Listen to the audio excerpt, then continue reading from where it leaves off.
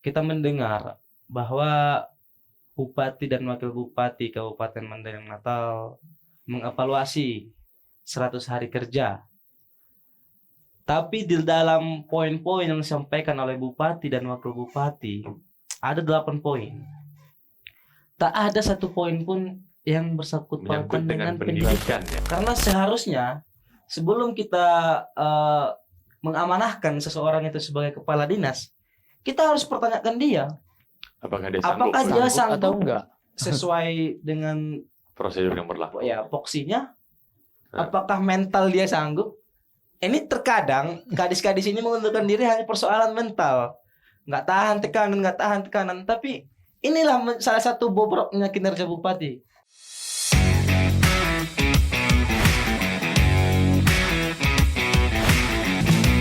Nongkrong yuk.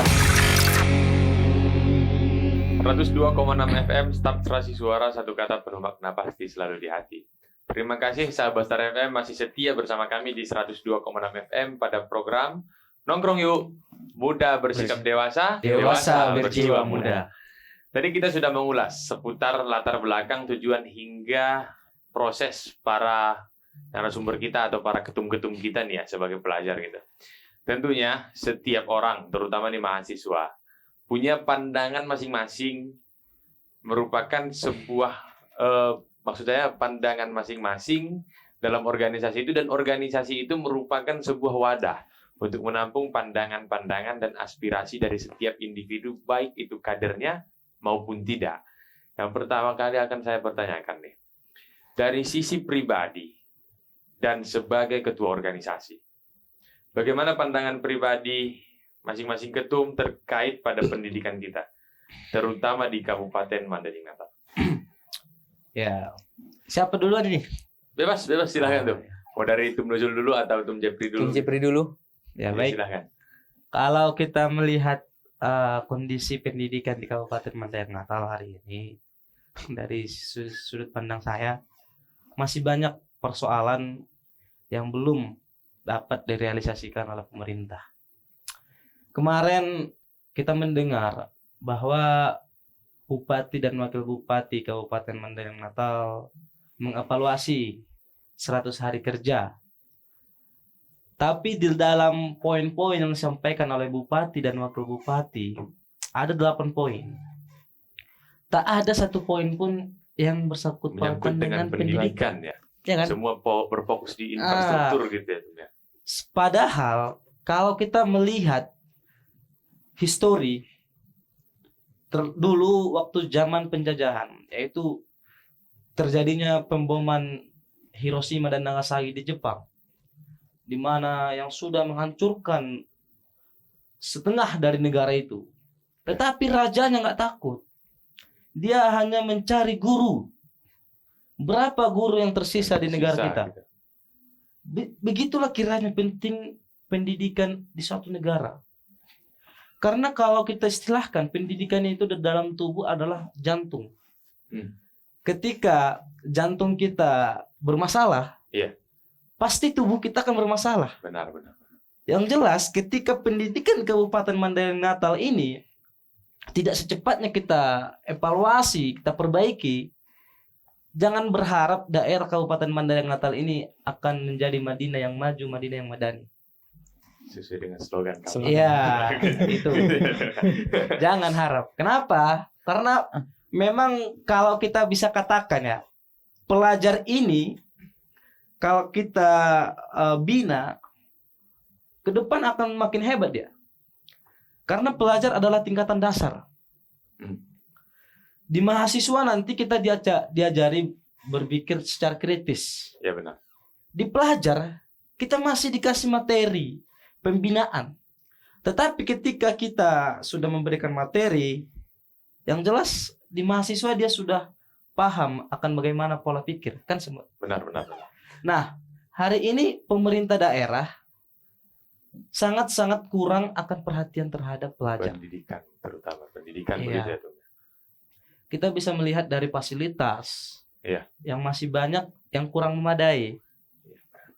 Ya. Dari fakta di lapangan juga, dari yang dipantau IPM sepertinya memang betul-betul lumayan banyak nih yang belum memadai gitu. Kalau kawan-kawan kami di Ikatan Pelajar Muhammadiyah banyak mengeluhkan itu fasilitas di sekolah itu Kurang sangat-sangat memadai. kita tertinggal jauh dengan daerah Tempat lain. tetangga kita itu Tapanuli Selatan dengan Kota Padang Sidempuan. Kita tertinggal jauh dari fasilitas pendidikan. Kalau dari Tung Nuzul sendiri. Kalau saya sendiri kan masalah pendidikan di Mandailing Natal ini ya kan, saya melihat pada tahun 2024 yang lewat. Nah, yang sebagaimana yang kita lihat bahwa di tahun 2024 itu banyak sekali permasalahan tentang pendidikan yang ada di Mandailing Natal ini, yang terutama penyaluran dana BOS. Itu tidak terlepas dari pendidikan, betul kan? Benar. Nah, selain itu ada juga permasalahan dengan pungli di Di sekolah P3K. Itu Itu ini di kelas gurunya ya. Iya, iya. itu kan juga termasuk di dalam ruang lingkup pendidikan. Perekrutan P3K ya. Iya, ini permasalahan yang lebih besar di Mandailing Natal ini, karena proses pungli P3K ini juga kan mencakup banyak korban. Iya. Ini yang saya miriskan di tahun 2024 tentang pendidikan di Mandailing Natal ini. Oke lah, seperti yang dikatakan Ketum Jepri tadi, masalah fasilitas. Infrastruktur. Iya. Mungkin kalau di daerah saya ya, daerah Kecamatan Panjabungan Timur, bisa dibilang masih ada desa tertinggal. Baik. Nah, harapan kami di tahun ini, karena Bupati juga kan saat ini berasal dari daerah Panjabungan Timur. Yang kami harapkan kepada Bupati yang sekarang ini untuk lebih melihat lagi tentang pendidikan, ruang pendidikan, fasilitas pendidikan yang ada di Panjabungan Timur. Iya. Itu harapannya. Terutama di Panjabungan Timur di Iya, tempat daerah. terutama dulu di Panjabungan Timur. Tapi kalau bisa secepatnya rampung di Iya, seluruh di seluruh Mandailing Iya, Natal. iya. Cuman yang lebih saya harapkan di Panjabungan Timur lah. Iya. Soalnya itu kan udah ranahnya Bupati. Iya. Dan Asalnya itu dari justru kalau di pemilihan legislatif itu masuk ke Dapil 1 gitu. Iya, betul. Masuk di Dapil 1 itu meliputi Panjabungan Panjabungan Barat, Panjabungan Panjabungan Timur Timur. gitu ya. Jadi Dapil 1 ini lumayan dapil yang yang panas lah. panas Iya, nih. apalagi sekarang kita lihat anggota DPR ada dari Panjabungan Timur, Benar. Bupati dari Panjabungan Timur, Benar. Berarti Gubernur gitu. dari Panjabungan Timur. berarti nggak ada kerja orang itu ya. Jadi tadi dari keluhan dan pandangan masing-masing ketum kita, sahabat SFM. Sebagai ketum pasti masyarakat tahu. Pasti masyarakat tahu kalau kalian itu adalah ketua organisasi pelajar. Banyak nggak sih masyarakat yang mengeluh atau menyalurkan aspirasinya melalui kalian? Saya dulu ya, Zip tuh. Kalau ke saya lah pribadi, ada sebagian, terutama memang porosnya kita kan pelajar, pendidikan.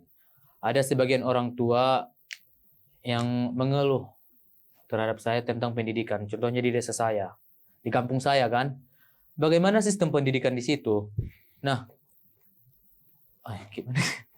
Terlalu apa nanti ini ya? Nggak apa-apa tuh, kita salurkan saja karena ini yang disampaikan kan aspirasi masyarakat. Iya, gitu, yang aspirasi. disalurkan melalui Anda sebagai ketua ikatan pelajar gitu. Iya. Dan ini juga berkaitan dengan pelajar gitu, Iya, bukan di memang. luar ranah Anda gitu. Ya, sebetulnya tidak masalah, ya omongkan saja karena itu sebagai ketua organisasi pastinya kita harus menyalurkan aspirasi masyarakat yang mengeluh pada kita dong gitu. Iya, Jadi, bagus. apa sih yang harus kita takutin? kan, Iya. gitu, gitu.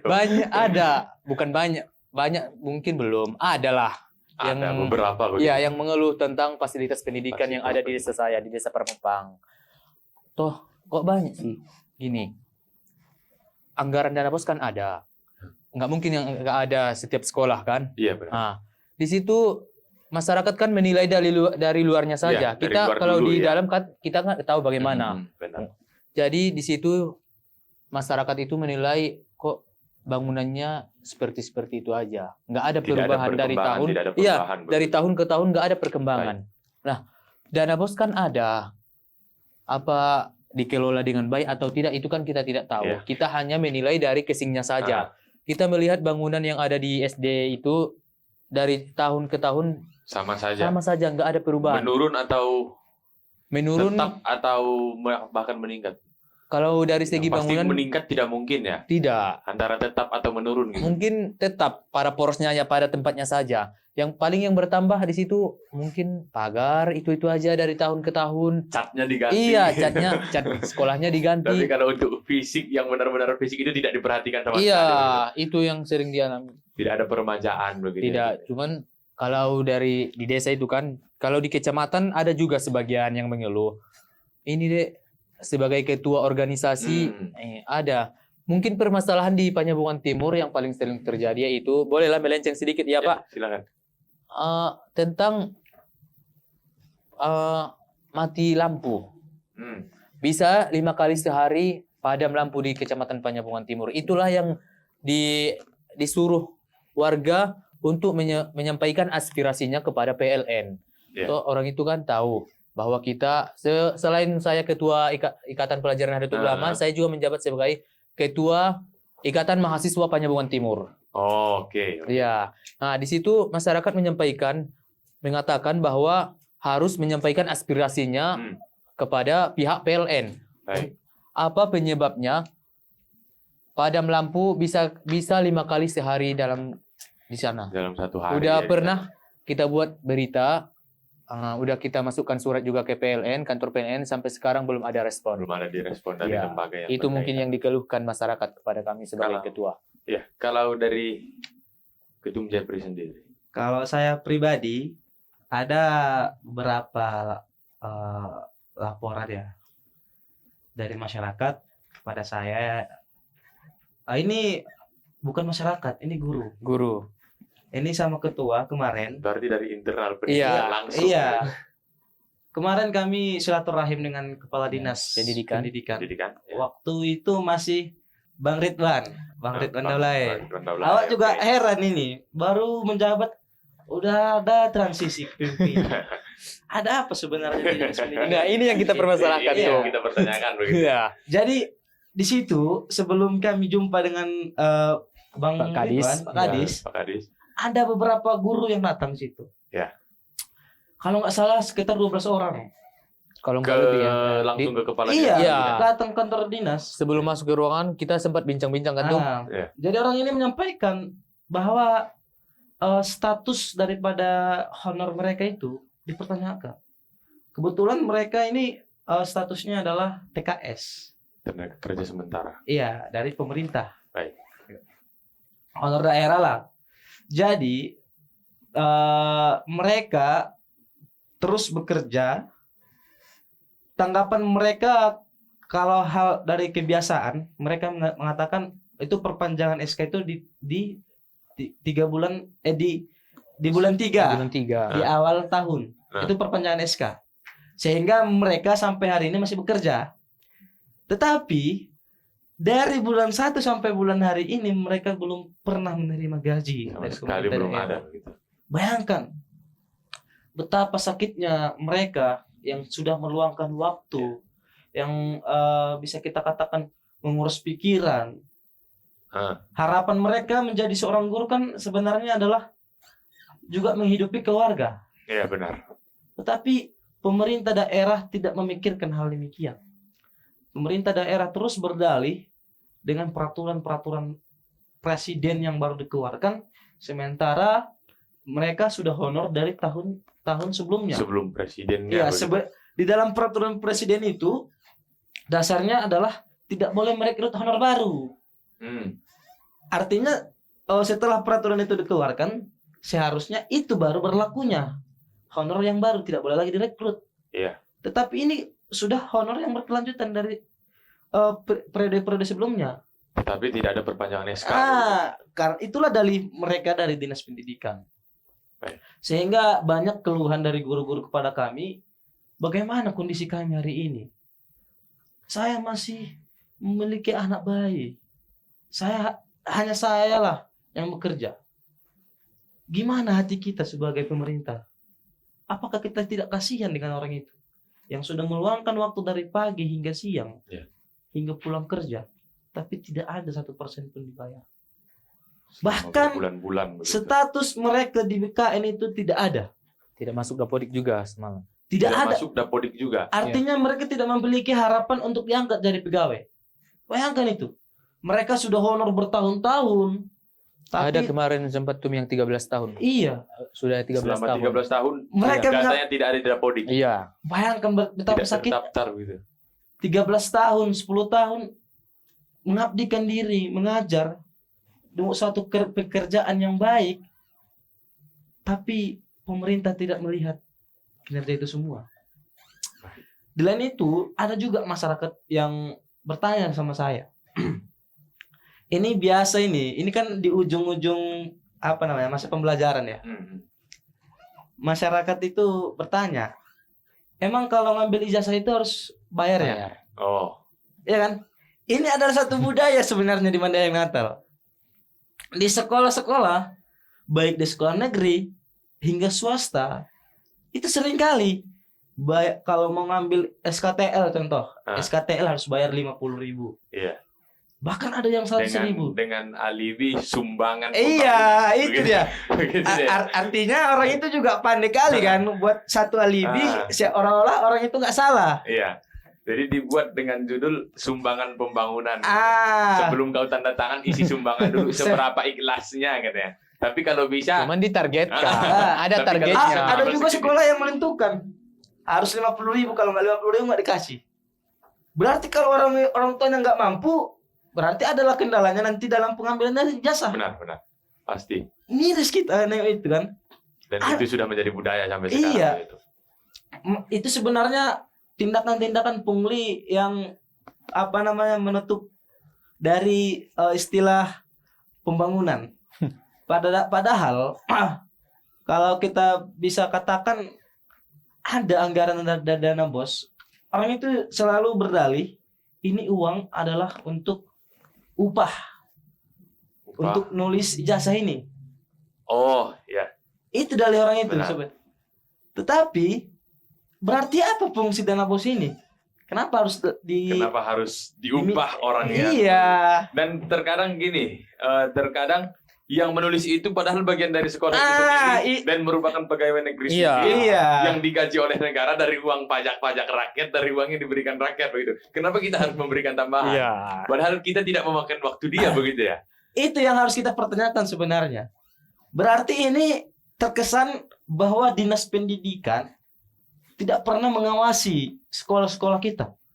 Baik itu di tingkat SMA ataupun di dasar dan menengah begitu. Ya kalau saya kira yang hal-hal semacam ini ada di SMP sama SMA lah. Ya kalau di tingkat Iya. SD mungkin Kalau di belum tingkat lama. SD, siapa lah kan. Mungkin kita tidak tahu, tapi Iya. orang tua kita pasti Iya. tahu bagaimana. Tapi terkadang orang tua kita hanya bisa menutup-nutupi karena takut juga gitu sebenarnya. Inilah yang menjadi PR dulu sama dinas pendidikan. Bagaimana meningkatkan terjunlah dulu ke lapangan supaya tidak ada lagi namanya Pungutan liar. pungli ya, dengan berdalih pembangunan atau Sumbangan. Sumbangan gitu. berbagai hal semacam apalah. Iya. Artinya kita kan jangan membebankan sama orang tua lah. Walaupun di satu sekolah itu rata-rata orang tuanya ini mampu. Jangan. Tetapi kita kan nggak tahu di sekolah itu emang semua orang tuanya mampu. Belum tentu. Belum tentu kan. Jadi inilah tugas pemerintah daerah seharusnya untuk lebih serius mengawasi sistem pendidikan yang ada di sekolah. Itu dulu. Baik, itu dia tadi dari segi aspirasi. Dan pastinya masing-masing ketum sudah menyalurkan aspirasi dari masyarakat nih pasti. Kalau walaupun sebelum-sebelumnya belum, tapi sekarang di sini Iya, sudah iya. menyalurkan aspirasi begitu ya. Ya. Di sini sudah menyalurkan aspirasi, sudah menyampaikan apa sih yang dikeluhkan masyarakat. Gitu. Dan pastinya sudah menemui beberapa tokoh-tokoh yang berhubungan dengan pendidikan. Seperti tadi dari Tum Jepri dan Tum Nuzul sudah bertemu dengan Kadis Kadis pendidikan. Pendidikan. Dinas Pendidikan ya, Pak Ridwan Daulae. Dan setelah bertemu dari situ, apa sih respon mereka menerima kalian sebagai pimpinan organisasi? Yang pastinya tidak hanya kepala dinas pendidikan yang sudah ditemukan. Apakah sudah bertemu dengan Komisi 1 di DPR yang membahas tentang pendidikan? Ya, kalau kebetulan kemarin kami ke Dinas Pendidikan itu silaturahim terkait ada agenda. Agenda. Jangan tuh- Kita rencana di bulan ini kita mau buat Enggak, agenda. enggak di bulan ini. Oh, enggak di bulan ini. rencana kemarin kan di bulan ini. Iya, iya. Mau buat agenda parlemen pelajar. Oke. Nah, parlemen pelajar ini kan targetnya kan siswa. Iya. Otomatis yang harus dijumpai pertama yaitu dinas pendidikan. Pendidikan. Nah, itu sempat bincang-bincang sama Pak Kadis yang dulu, Pak, sebelum yang Kadis Pak sekarang. Ridwan, Kabarnya udah ganti juga ya dinas Iya. pendidikan. itu tadi disampaikan tuh Jeffrey itu belum beberapa bulan Ya. sudah transisi lagi Iya. gitu. Oh iya ya. Apakah ada Iya. keluhan? Inilah sebetulnya bentuk kebobrokan pemerintah daerah. Iya. Kebobrokan bupati dalam merekrut kadis. Kenapa? Karena seharusnya sebelum kita mengamanahkan seseorang itu sebagai kepala dinas, kita harus pertanyakan dia Apakah dia sanggup apakah dia Sanggup atau sanggup enggak? sesuai dengan prosedur yang berlaku? ya poksinya, Nah. apakah mental dia sanggup. Ini terkadang kadis-kadis ini mengundurkan diri hanya persoalan mental, nggak tahan tekanan, tapi inilah salah satu bobroknya kinerja bupati Oke. dalam merekrut kepala dinas. Ini satu Berarti bahan evaluasi lah buat Pak Bupati. Tidak mempertimbangkan dengan baik begitu. ya? Iya, Kurang pertimbangan untuk menetapkan pimpinan OPD yang ada di Mandailing. iya seharusnya kan kita mengamanahkan seseorang itu sesuai dengan kompetennya lah, Iya, benar. sesuai dengan keilmuan dan juga sesuai dengan bagaimana pengalamannya. Pengalaman lapangannya gitu ya. Jadi tadi itu masih di masalah aspirasi. Tadi sudah bertemu dengan beberapa tokoh-tokoh ya. Hal yang menghalangi organisasi pelajar untuk menyalurkan aspirasi itu apa sih? Nah, itu Pasti tadi ada begitu. Nah, itu tadi yang saya katakan bahwa pelajar ini dia terkesan anak-anak. Anak-anak. Iya, masih dianggap anak-anak lah kita sebagai pelajar ini kan. Jadi kita di sini apalah dulu ya menyampaikan isi hati lah kami di pimpinan ini.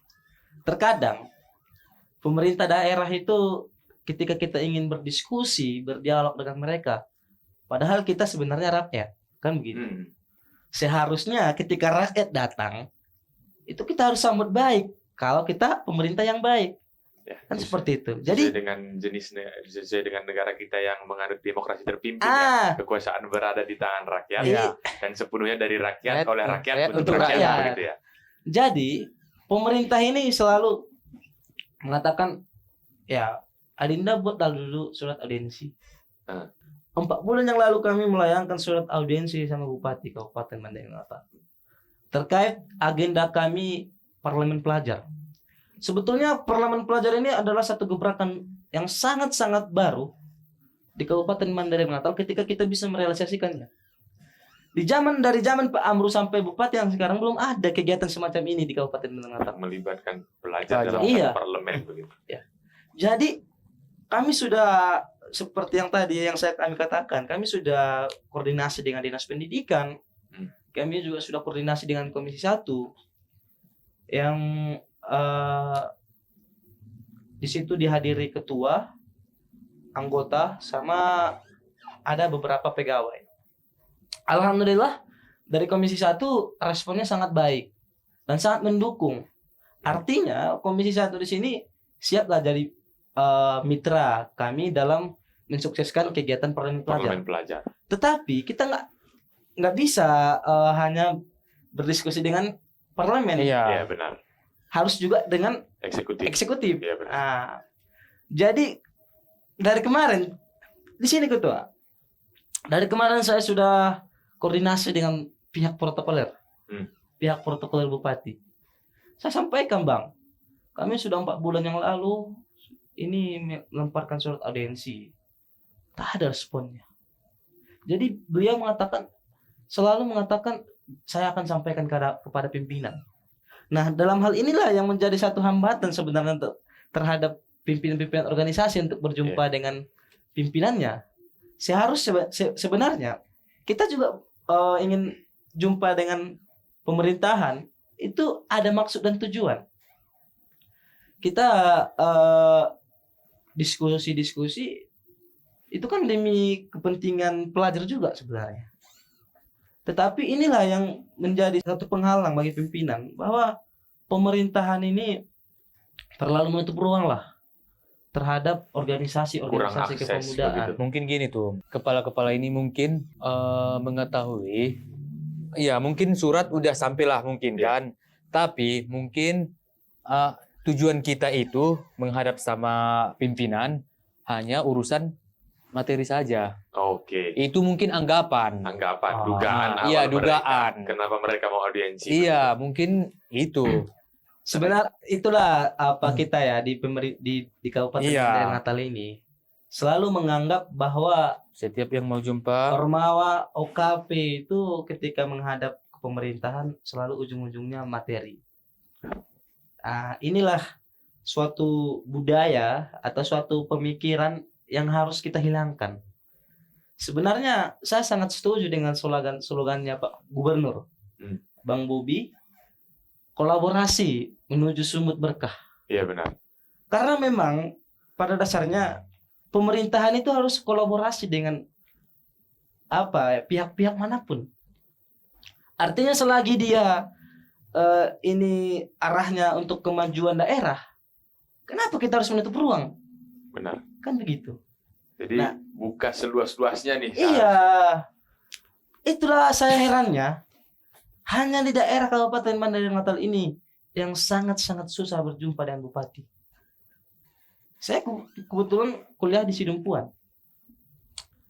Alhamdulillah 100 hari kinerjanya wali kota itu sering diskusi dengan mahasiswa. Tapi beda dengan bupati kita. Saya nggak tahu Pak Bupati ini alergi dengan OKP atau mahasiswa, saya nggak tahu. mungkin ada juga Ya, itu. Mungkin nggak kelas saya lah ya menghadapi seperti itulah kan. Udah sempat juga kemarin kita jumpa sama ketua PKB Ya. Medina kan, minta arahan bagaimana, mana tahu bisa menjembatani IPM dan IPNU jumpa sama Bapak Bupati. Nah, kata abang itu juga dia sendiri tim sukses. Ya. Iya kan, tim sukses. Dia sendiri susah jumpa sama bupati. Nah, di situ kita dikasih nomor ajudan. Mana tahu bisa kan? Nah, sampai sekarang udah dihubungi ajudan, sampai sekarang alhamdulillah belum ada respon. Ajudan bupati tidak Tidak ada respon sama sekali. Padahal niat kita kan baik cuma silaturahmi. dan menyampaikan apa yang mau kita Iya. buat Iya. di Madinah begitu. Seharusnya kalau Pak Bupati merespon kegiatan-kegiatan semacam ini satu bahan gebrakan loh buat kinerja bupati. Iya, soalnya ini kan perdana di Iya, Kabupaten Mandailing benar. Natal ini. Baik.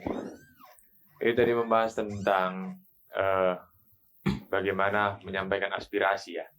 Bagaimana apa saja yang menghalangi organisasi untuk menyalurkan aspirasinya Iya. ke tingkat eksekutif. Kalau tadi dari tingkat legislatif, kita dengar tadi responnya baik begitu ya, dan mau mendukung program-program dari organisasi pelajar begitu.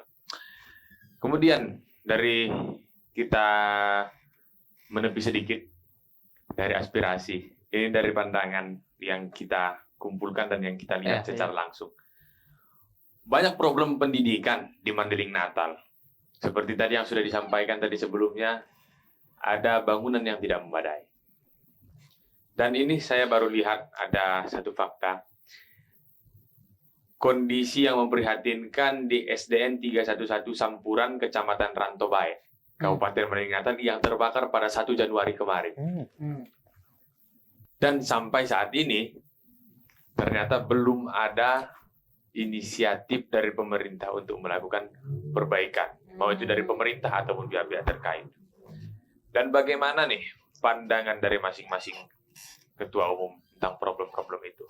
Kemudian di luar ini, ada problem-problem lain seperti yang tadi kita sudah bahas, itu ada program Dana BOS.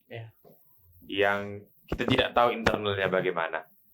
Tetapi yang jelas kita lihat secara langsung dan secara nyata di mata kita itu, dari luarnya saja tidak terlihat dana BOS ini dialokasikan dengan baik. Mau itu di tingkat SD, SMP maupun SMA. Dan apa sih yang harus dilakukan oleh masyarakat, aparat penegak hukum, dan mahasiswa dalam memperhatikan sistem pendidikan ini?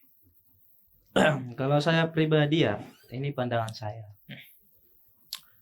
Terkait persoalan sistem pendidikan, memang ini adalah satu persoalan yang cukup rumit yang menjadi PR pemerintah. Di mana masih banyak persoalan pendidikan itu yang sampai hari ini belum bisa dituntaskan. Kita buat satu contoh yang Bung sampaikan tadi tentang kebakaran sekolah. Ya. Hal ini seharusnya ini bisa dibuat kebijakan oleh pemerintah. Kita banyak kok perusahaan-perusahaan. Kita banyak perusahaan di Kabupaten Mandailing Natal. Dan ada satu perusahaan yang sangat besar dan raksasa Iya. yang tidak terlihat hasilnya di Kabupaten Mandailing Natal Iya. sampai saat ini. Seharusnya pemerintah itu jangan hanya mengandalkan APBD. Inilah pemerintah itu ketika kita menyampaikan satu sekolah rusak, ini segala macam. Mereka banyak lagi apanya itu. Rapat menyusun Tahapannya lah masih banyak, mulai dari perencanaan pengalokasian anggaran. Tetapi seharusnya di sini tugas daripada pemerintah adalah membuat kebijakan untuk bagaimana meminimalisir ya. Supaya tidak ada korban daripada pelajar itu. Miris kita. Pelajar terkadang hujan atapnya bocor. Kelasnya bocor. Bahkan buku-bukunya itu tidak memadai lagi. Ini menjadi satu perhatian khusus sebenarnya daripada pemerintah Kabupaten Mandailing Natal. Dalam kita bisa lihat contoh di desa Silogun. Iya, Morosipongi. Yang Silogun. Yang Iya. tadi saya sampaikan. Enggak, yang ada di Silogun itu mungkin tuh. Iya, yang Yang ke dalam. Morosipongi. Iya. Ya, itu di Silogun, Kecamatan Silogun. Pakantan. Wah, kita bisa melihat sekolah itu miris loh. Kayak gini model sekolah di Kabupaten Mandailing Natal. Miris kita. Seperti ada juga kalau nggak salah saya di sekolah di Pakantan ya. Di sekolah di Pakantan Yang itu yang SD Silogun. iya, SD Silogun. SD Silogun yang siswanya hanya 9. Inilah menjadi PR daripada pemerintah daerah hari ini. Kenapa bisa siswanya segitu? Seharusnya ketika pemerintah memang betul-betul mengawasi pengalokasian dana BOS ini, mengawasi bagaimana poksi-poksi Ya. dana BOS ini dikeluarkan, direalisasikan. Iya. begitu. saya yakin dan percaya tak ada sekolah yang semacam ini. Saya yakin dan percaya itu. Dan dari pandangan saya itu terkait tadi di SD Silogun. Silogun itu memang masyarakatnya sedikit, tapi pasti masih banyak anak-anak yang berusia sekolah. Dan itu bisa kita lihat secara langsung ke lapangan. Dan pertanyaannya, dari sekian banyak anak usia sekolah di Silogun, kenapa yang bersekolah itu sampai tahun 2023 saya kalau tidak salah. Data yang saya dapatkan itu sampai tahun 2023 itu hanya ada 9 orang. Jadi menurut ketum-ketum sendiri, itu bermasalahnya di mana? Apakah memang dari keluarga yang tidak menginisiasi supaya anaknya itu bersekolah dan untuk mencapai cita-citanya, atau dari pemerintah yang kurang menjelaskan, mensosialisasikan atau mengajak masyarakat untuk bersekolah begitu. Sedangkan ini dana bosnya ngalir terus. Tidak mungkin ada sekolah dana bosnya macet-macet. Pasti setiap tahun anggaran pasti cair gitu. Ya, kalau kita berbicara dana BOS ya, saya kira dana BOS ini dihitung per siswa. Jadi ini sebenarnya kembali terhadap kebijakan pemerintah. Kita sudah melihat, kalau kita sudah tahu bahwa di satu daerah itu masyarakatnya sedikit dan ada di situ sekolah kita, sekolah negeri, ya kan? Dan dengan jumlah siswa yang sedikit, seharusnya pemerintah memberikan satu kebijakan yang bisa menarik minat masyarakat untuk menyekolahkan anaknya di situ. Itu seharusnya PR pemerintah.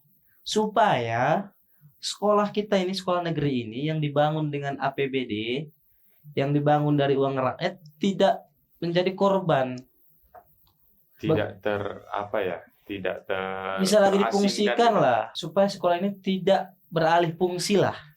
Berarti secara tidak langsung masyarakat tidak terdoktrin akan pentingnya sekolah begitu. Bukan. Masyarakat itu kan pada dasarnya kita pribadi lah. Ketika menjadi orang tua, kita berharap menyekolahkan anak kita kan ke sekolah yang lebih tinggi, Yang jenjang lebih yang lebih tinggi. yang lebih memadai. Benar. Yang kita bisa melihat mungkin guru-gurunya juga memiliki SDM yang baik. Kan orang tua semacam itu. Harapannya anak dia sekolah itu untuk bisa berubah. Iya. Nah, inilah yang menjadi suatu tanda tanya sebenarnya bagi kita. Kenapa masyarakat tidak mau menyekolahkan anaknya di situ? Berarti ada sesuatu, ada yang salah di sekolahnya. Kan begitu kan? Iya. Sekarang kalau kita bisa melihat sekolah negeri itu sudah dinomorduakan oleh masyarakat. Masyarakat sekarang lebih memilih sekolah swasta. Kenapa? Karena sudah terjaminlah kualitasnya bagaimana. Di sekolah-sekolah negeri itu sudah dinomorduakan sekarang. Sehingga di daerah-daerah manapun banyak sekarang sekolah negeri itu yang sudah minim akan siswanya. Nah, inilah menjadi fokus pemerintah daerah hari ini, bagaimana mengembalikan minat atau kepercayaan masyarakat itu untuk menyekolahkan anaknya di sekolah negeri. Jadi Mungkin ada harusnya tambahan itu. ada dari pemerintah begitu ya, Iya, perhatian khusus lah. untuk supaya masyarakatnya lebih Kembali lagi ke setelan ulang, yaitu lebih tinggi minatnya ke sekolah negeri daripada swasta. bagaimana caranya. Iya, dia itu PR pemerintah. dia PR pemerintah, terutama dinas pendidikan. Iya. Soalnya kan bagaimanapun pendidikan ini kan ujung tombaknya itu ke dinas pendidikan. Baik. Jadi bagi kita nih, peran kita sebagai masyarakat, mahasiswa, dan peran para aparat penegak hukum atau APH seperti kejaksaan, kepolisian, bahkan KPK dalam perhatian kita kepada dana BOS yang ada di Mandailing Natal yang pengalokasiannya menurut ketum-ketum tadi kurang sesuai. Kurang sesuai, bukan tidak sesuai ya. Kurang sesuai. Bagaimana sih peran kita seharusnya yang harus kita lakukan begitu? Peran masyarakat, mahasiswa, dan penegak hukum itu sangat erat, sangat tinggi, sangat besar perannya di sini yang tiga ini. Di mana masyarakat ini dapat berperan aktif dengan melaporkan dugaan-dugaan pelanggaran serta mengawasi jalannya pendidikan yang ada di Mandailing Natal ini. Ini tugas dari masyarakat. Nah, kita sebagai mahasiswa, tugasnya itu di sini menjadi agent of change, yaitu dengan mengkritis kebijakan yang tidak tepat serta memberikan masukan kepada pihak-pihak tertentu, yaitu misalnya pihak-pihak dinas pendidikan. Oke lah, dinas yang bisa kita berikan partisipasi. Bisa juga bupati, bisa itu. Nah, peran aparat penegak hukum di sini, yaitu penegak hukum harus menegakkan hukum dalam sistem pendidikan yang ada di Mandailing Natal ini, di mana peran penegak hukum ini sangat besar, yaitu untuk memastikan keadilan. Nah, contohnya tadi dana BOS. Iya. Pihak hukum harus memastikan kemana ujungnya, kemana tersalurkannya dana BOS ini. Apakah udah sesuai atau tidak? Mungkin kalau kita bilang tidak sesuai, tidak juga kan tuh. Iya. Kurang lah. Perlu digarisbawahi ini. Nanti supaya tidak ada miskomunikasi, miskonsepsi dari para pendengar gitu. Sebagaimana kita ketahui bahwa Mandailing Natal ini adalah seharusnya menjadi tempat menumbuhkan generasi penerus bangsa. Nah, pada saat ini zaman ke zaman, Mandailing Natal ini sudah adalah unsur ketidakberesan. Pernah juga tuh, kemarin saya pernah beberapa bulan ngajar di SD. Di salah satu SD, nggak usah lagi disebutkan SD-nya ya kan. Saya pernah mengajar di salah satu SD negeri. Nah, di situ dana bosnya mungkin kurang tidak tepat. Di mana masa ia foto presiden sama wakil presiden dihargai dengan 600.000 per set. Katanya kalau dibuat konsep cinta nasionalisme mungkin tidak secinta itu untuk foto presiden yang hanya kertas dan kayu begitu ya. Iya, itu dihargai per setnya itu 600. Masuk akal nggak? Mungkin bingkainya itu dari emas tuh. Oh, kalau saya lihat sih yang dipajang di kantor kami itu enggak. Tidak ya. Enggak. Bahkan dari kayu dan hanya di staples plastik Iya. dari luar begitu. Lebih bagus lagi bingkai yang kita beli kemarin untuk kenang-kenangan ke Kapolres daripada yang ini. Itu dia. Dan itu dihargai 600.000 gitu. Masa iya hanya bingkai foto sama bingkainya yang dibalut plastik 600.000. Dan itu masuk hanya akal untuk satu pasang nggak? begitu. Satu pasang. Berarti kalau Presiden sama wakil presiden. berarti kalau 1.200.000 ya. Enggak, per setnya tuh. Oh, berarti Satu set berarti Iya, itu 2. Iya. Sama Garuda. Presiden sama wakil. Wakil. Oh, Iya. Garudanya tidak lagi. Enggak. Cuma itu untuk aja. satu kantor atau untuk beberapa ruangan? Itu 600 untuk satu set. untuk satu set aja. Berarti Presiden kalau sama dia- wakil presiden. Berarti kalau dia membeli untuk misalnya ada 10 kelas, berarti dia harus mengeluarkan 6 juta. Wah. Nah, Fantastis ya. memang saudara-saudara. fantastis 600.000 per harga per setnya itu. Per setnya. Dan itu yang harus dipantau oleh aparat penegak hukum. Nah, itu kan TUM sendiri menimbulkan pertanyaan nggak? Pasti menimbulkan pertanyaan. Kok bisa sekelas foto? Iyalah kalau bingkainya bagus, Iya. seperti yang dikatakan TUM Jepri Iya. tadi dari emas, mungkin bisa jadi lebih Harganya dari segitu, situ. Iya.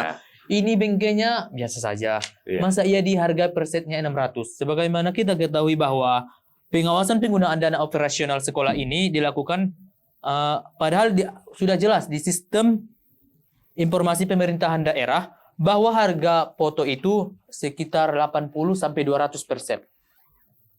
Untuk satu Iya. setnya. Nah, itu kan udah termasuk dana bosnya itu enggak sasarannya tidak tepat. Itu mungkin yang saya ingin sampaikan di sini masalah dana bosnya kan. ya saya sedikit tambah ya. Iya silakan. Terkait pengawasan dana bos.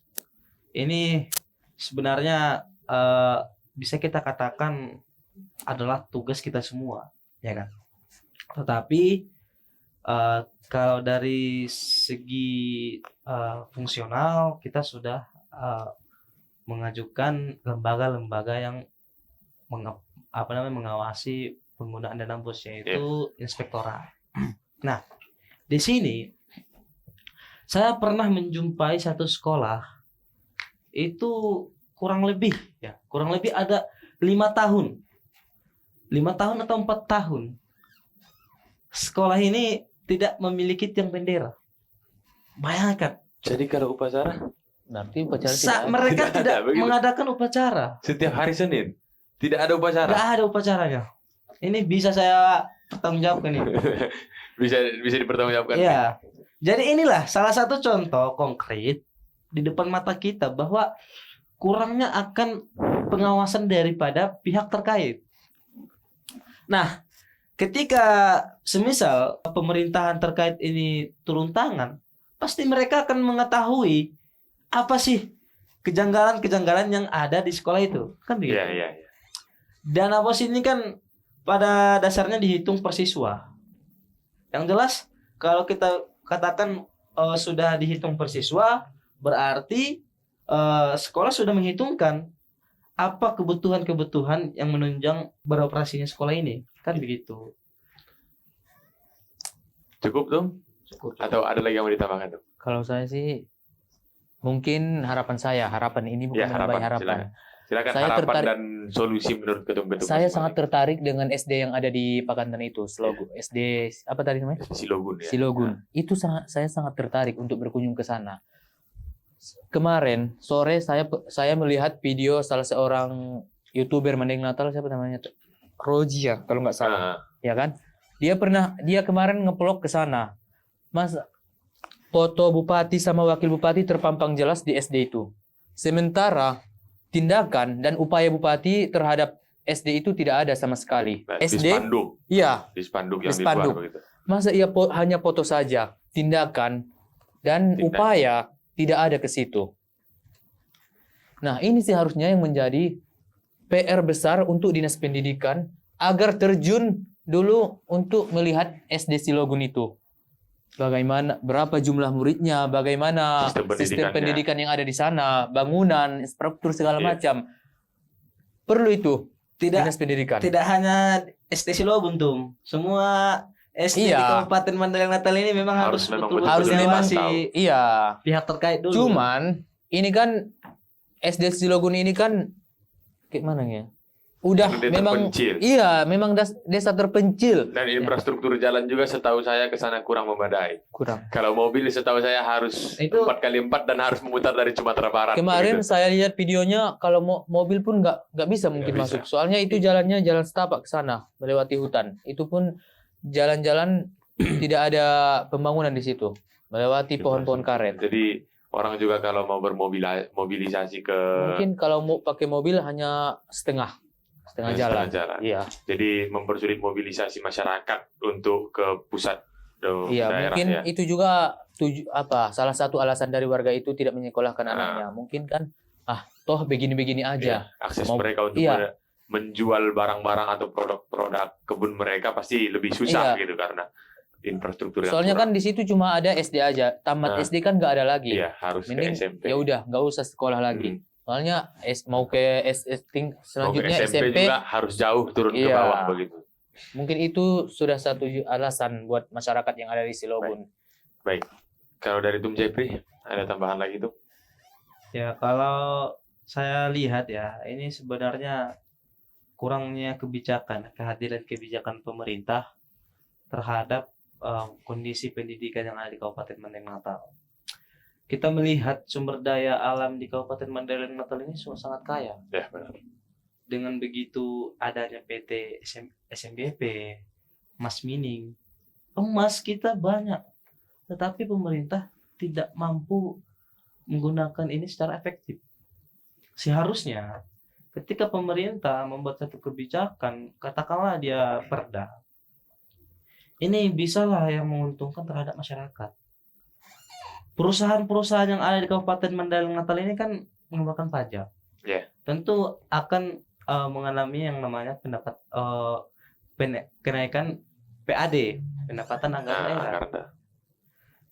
Seharusnya ketika pemerintah mempunyai satu kebijakan, ini bisa sedikit banyaknya kita alokasikan terhadap pendidikan tanpa harus mengharapkan APBD. Inilah saya berharap di kepemimpinan Bapak Saifullah dan Ibu Atika ini mampu membawa arah perubahan pendidikan di Kabupaten Mandailing Natal ini untuk lebih terarah dan maju ke depannya. Baik. Karena memang pemerintah tidak boleh melepas tangan terhadap kondisi pelajar hari ini. Tentu saya berharap juga melalui program ini kepada pemerintahan bisalah kiranya pemerintah ini lebih memfokuskan ya atau lebih memberikan pemberdayaan dulu terhadap pelajar. Seperti yang kami katakan itu kegiatan parlemen pelajar itu bisa salah satu bentuk keseriusan pemerintah dalam melihat bagaimana bisa mereka ikut serta dalam memberdayakan pelajar ini dengan memberikan pemahaman-pemahaman terkait kelembagaan. Iya. Namun hari ini Untuk sangat bertemu sulit. saja susah. Iya. Untuk menyampaikannya saya sulit. Bagaimana kita bisa mendapatkan atau bisa mengalami yang namanya kemajuan dalam pendidikan, sementara pemerintah dengan OKP saja tidak bergandengan tangan, atau pemerintah menutup ruang terhadap OKP. Nah, ini pesan saya lah terhadap Pak Bupati. Mohon kalau Bapak Bupati mendengar, saya berharap Bapak Bupati bisa lebih membuka ruang lah dulu. Terutama Terkhusus- untuk OKP. Iya, terkhusus kami di pelajar ini karena kita miris, Pak, melihat pelajar ini. Miris. Dengan pengaruh narkoba, Benar. seks, pergaulan bebas. Bahkan ada pembulian. Miris kita. Ketika kita membiarkan kondisi ini terus-menerus berkelanjutan di Kabupaten Mandailing Natal ini, percayalah Madinah ini tidak akan pernah mengalami yang namanya kemajuan. Itu pesan Kalau saya. tidak didasari dari pendidikan. Iya. Baik. Itu dia tadi solusi dan pandangan secara spesifik dari masing-masing ketum kita. Pasti tentunya sangat keren ya sahabat Star FM kedua narasumber kita ini. Saya mengucapkan terima kasih banyak nih kepada kedua narasumber, Tum Jepri, Terima kasih juga. Tum Nuzul udah bersedia hadir dan nongkrong bareng kita di sini. Yang hari ini yang tadi membahas seputar peran organisasi pelajar dalam pendidikan di Madinah. Semoga kedepannya pendidikan di Madinah semakin baik dan dapat mencetak generasi emas penerus bangsa. Dan semoga juga organisasi-organisasi pelajar dapat semakin maju dan memberikan pengaruh yang besar demi kesejahteraan masyarakat, terutama pelajar, terutama dalam bidang pendidikan, terkhususnya di Kabupaten Mandailing Natal. Aku Sabrina Mora, mohon maaf apabila ada yang salah, Tum, yang baik itu kendala teknis atau penyampaian kami yang kurang baik, yang kurang enak didengar sama narasumber kita hari ini. Sekali lagi aku Sabrina Namora, pamit undur diri, sampai ketemu lagi di nongkrong berikutnya. Dan tetap bersama kami di 102,6 FM, karena pastinya setelah ini masih ada program-program menarik lainnya yang akan Anda akses di 102,6 FM. Nongkrong yuk, muda bersikap dewasa, dewasa berjiwa muda. Keep stay on 102.6 Start FM. Wassalamualaikum warahmatullahi wabarakatuh. Horas. Greatest music on the Paradise Island.